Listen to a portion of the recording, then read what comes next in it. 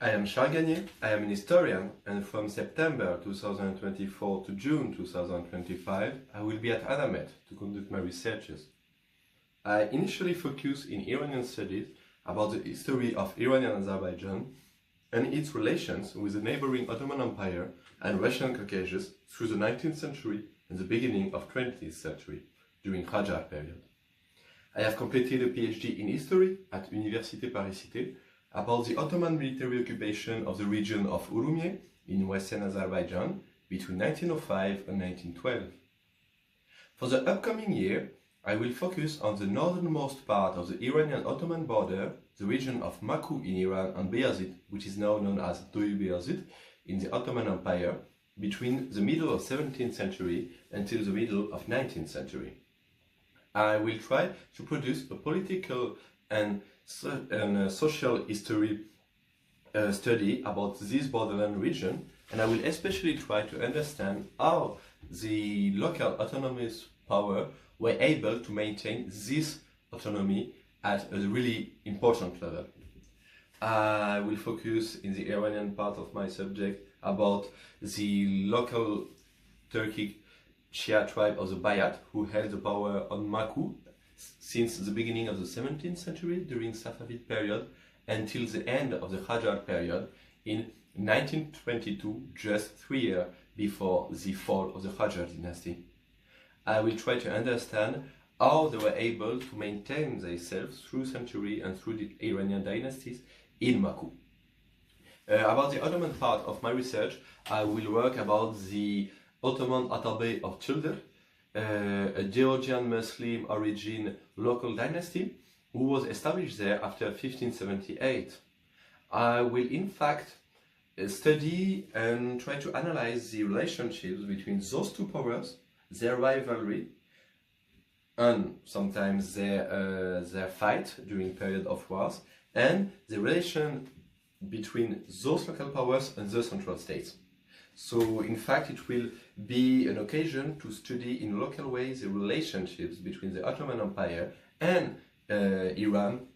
between the middle of the 17th century and the middle of the 19th century through this case of the Maku-Bayazid region. But my study is not only a political history study, it will be a social history study also, and I will focus also on the two most important populations of the region, the Kurdish tribes and the Armenian population.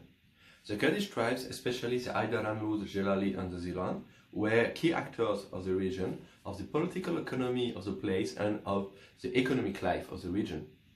They had a strong degree also of autonomy and had really various relationships with the two powers, the Sunni power of Bayazid and the Iranian Shia power of Maku.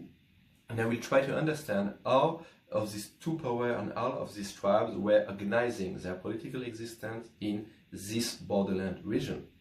About the Armenian